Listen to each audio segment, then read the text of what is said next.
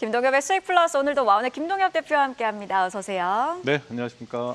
네, 대표님 지난주 금요일 이슈로 가지고 오셨던 게 바로 LNG 그리고 CCUS 즉 탄소 포집인데 네. AS 먼저 들어볼까요? 네, LNG 이슈는 그 한미 관세 협상에 대한 기대감이 있지 않을까 하는 관점에서 좀 가져 나왔는데 생각보다 잘 안 움직였어요. 오후 돼 가지고 간담회 이슈가 나왔는데 LNG에 대해서 뭐 나중에 좀 많이 구매할지 모르겠지만 알래스카 LNG 프로젝트에 참여하는 것에 대해서는 조금 유보적인 의견들을 미국에 전달했다 이런 얘기가 나오면서 LNG 관련된 이슈들과 관련된 종목들이 조금 소소하게 움직이는 모습을 나타냈고요. 탄소 포집과 관련해서도 별 움직임은 없었던 것 같아요. 다만 전략주로 양쪽에 관련돼 있는 에어레인은 보합 출발을 한 4%대까지 올라갔었는데 장 후반에는 거의 보합으로 다시 마감되는 그런 상황이었습니다. 자, 그리고 이번 주 아무래도 시장의 시선은 한미 관세 협상과 관련해서 합의서가 관련 공개가 되는지일 네. 것 같은데 증시 영향은 어떻게 보고 계실까요? 일단 그 회담 시간이라고 할까요? 1시간 10분이었다고 네. 하잖아요. 좀 짧았던 것 같기도 하고요. 네, 짧고 사실 네 명이서 이런저런 얘기 오가는데 뭐 통역까지 했다고 치면은 사실 인사만 하고 끝났다고 볼 수가 있어요. 별 얘기가 없지 않았나 싶고 이번 주부터 이제 실무 협상이 나오게 되면 좀 구체적인 얘기들이 더 도출될 가능성이 높다고 봅니다. 다만 미국 쪽의 반응을 보면 우리나라가 생각보다는 조금 첫 회담에서 카드를 좀 많이 보여준 거 아닌가 그런 생각에서 미국이 만족스럽다는 반응을 한 것 같고요. 아무래도 줄라이 패키지라고 하는데 7월 8일 정도를 목표로 해서 조금 장기적인 관점으로 가자 이런 의견들이 많았기 때문에 관련되는 섹터들의 움직임이 다소 둔화될 수 있다 이런 생각이 드는 상황입니다. 네, 좋습니다. 그렇다면 첫 번째 이슈부터 열어보도록 할 텐데 지금 굉장히 뜨거운 감자예요. 해킹을 가지고 오셨네요. 네, 그렇습니다. 제가 약 일주일 전쯤에도 사이버 보안 네. 이슈를 가져 나왔을 때 그날 반응이 좀 없었어요. 왜냐? 큰일이 안 일어나면 관련주들이 안 움직이거든요. 근데 지난 주말부터 이게 크게 이슈가 확대되는 모습이었거든요. 우리나라 최대 통신사업자인 SK텔레콤의 고객 정보가 유출됐을 가능성에 대해서 지금 시장에서 굉장히 주목하고 있고 관련된 가입자들 저 포함해서 많은 분들이 좀 불안을 느끼고 있는 상황이다. 이런 얘기들이 주말에 좀 많이 나왔고요. 거기다가 그 대형 GA라 그래서 보험 대리점 업체 두 군데도 해킹의 정황이 의심된다 이런 얘기까지도 주말에 나오면서 사이버 보안 이슈가 오늘 시장의 전면에 좀 등장될 가능성이 높다 이렇게 판단이 나옵니다.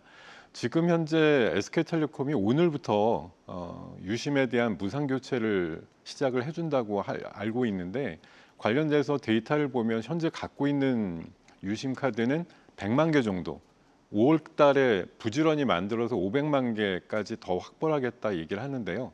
지금 SK텔레콤의 전체 가입자가 알뜰폰까지 합치면 2,600만 가까이 되거든요. 그래서 부족하대요. 예, 턱없이 좀 부족한 상황이라 제가 요새 이런 표현 드리는데 그 팬데믹 때 우리가 약국 앞에 서가지고 마스크 쓰러 줄 서 있는 것과 유사한 것들이 며칠 동안 좀 진행될 가능성이 높지 않나 그런 생각이 들고요.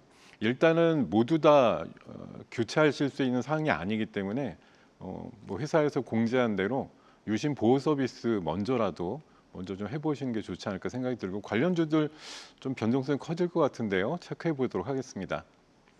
먼저 유비벨록스입니다.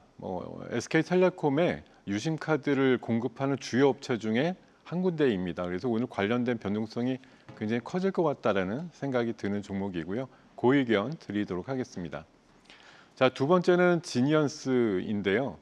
사이버 보안주의 대표적인 종목이기도 하고요. 관련된 랜섬웨어라든가 해킹과 관련된 솔루션을 갖고 있습니다. 최근에 모건 스탠리가 5% 정도 지분 취득 공시를 하면서 주목을 받았습니다. 그 의견 드리겠습니다. 네, 이렇게 종목 세 가지 유비벨록스, 지니언스 그리고 센즈랩 모두 고 의견 주셨는데 센즈랩은 좀 더 자세히 짚어볼까요? 예, 센즈랩은 작년 7월에 딥페이크 이슈가 나왔을 때 가장 변동성이 컸던 종목인데요. 관련해서 오늘 사이버 보안주 전반적으로 좀 뜨는 분위기가 나올 것 같기 때문에 관련주로서 고 의견 드리도록 하겠습니다. 네, 좋습니다. 그렇다면 두 번째 이슈 짚어보도록 하겠습니다. 두 번째 이슈로는 자율주행 가지고 오셨네요. 네, 이것도 사실 지난주 목요일이라서 얼마 간격은 안 됐는데 역시 지금 선관처럼 미리 보고 계세요. 그렇죠.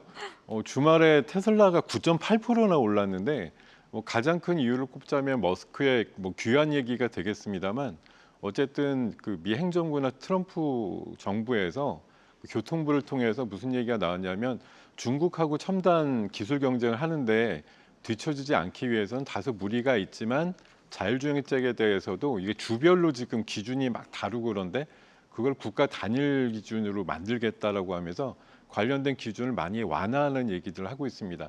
이 전기차라든가 자율주행차 사고 나면 연방 그 규제위원회에 보고를 해야 되는데 그 내용에 있어서도 완화를 하고요. 안전 기준도 좀 완화시켜줘서 운전대라든가 페달이 없는 자율주행차도 나올 수 있는 가능성을 열어줬다라는데 테슬라의 기대감이 폭발된 것으로 보이고 우리나라 관련주들도 지난주 후반에는 조금 음봉 모습이었는데 오늘 좀 강한 변동성 예상하면서 관련주 체크해 보도록 하겠습니다. 먼저 대표적인 종목 퓨런티어인데요. 자율주행 이슈가 나올 때마다 가장 강하게 올라가는 에이다스 카메라 검사 장비 관련주로 보시면 되겠고요. 고의견 드리겠습니다. 두 번째는 SOS랩입니다. 지난주 후반에 우리나라 그 정부의 라이다 관련된 정부 표준이 제정된다는 소식과 함께 큰 변동성이 나왔던 종목인데 오늘 가장 큰 기대가 되는 종목 중에 하나다 이런 관점으로 고의견 드리겠습니다. 세 번째는 슈어소프트인데요.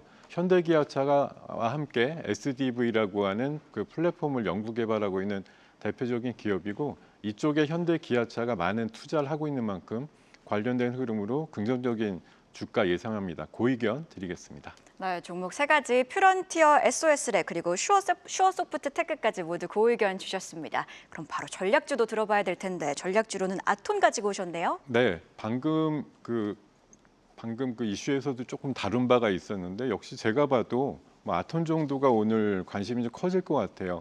퀀텀 세이프 가드라고 하는 첨단의 그 내성 암호, 양자 내성 암호 관련된 기술을 기반으로 한 플랫폼을 최근에 출시했고요.